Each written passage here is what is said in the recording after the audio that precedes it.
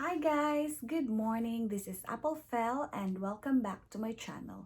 In today's video guys, gaya ng lagi kong sinasabi tuwing intro ko, in today's video guys, I will teach you how to use your flat iron to curl your hair para maiba na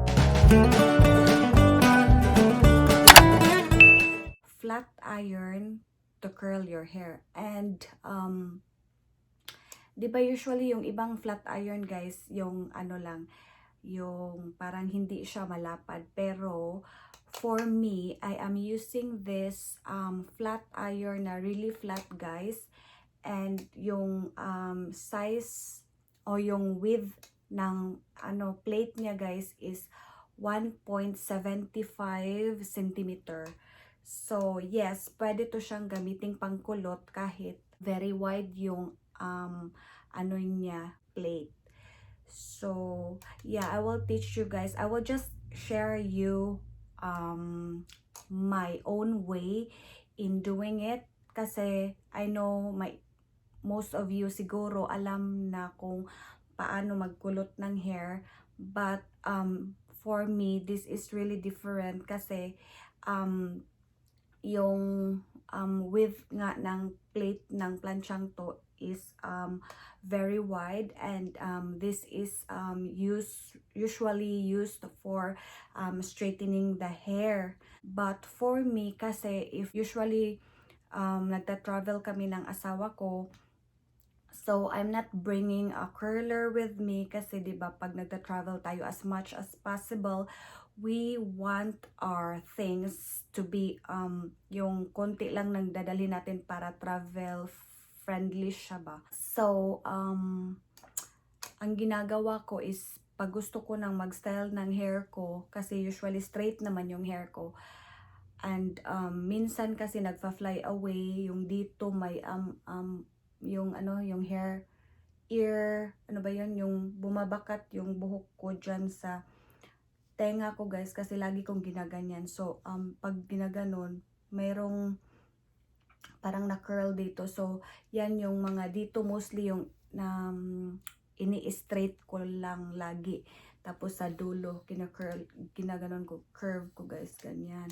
Tapos so pag nagbabakasyon ka, so maraming picture, di ba minsan gusto mo naman maiba yung itsura mo sa mga pictures. So minsan ini-style natin yung hair natin, like curling it, or para merong volume yung hair natin. So that's why I will show you guys. Disclaimer, I'm not an expert in curling my hair using this, but baka din may matutunan kayo sa mga techniques ko na ginagawa ko sa hair ko. So kaya naisipan kong i-share to sa inyo. So if you're interested about this topic guys, so just keep on watching.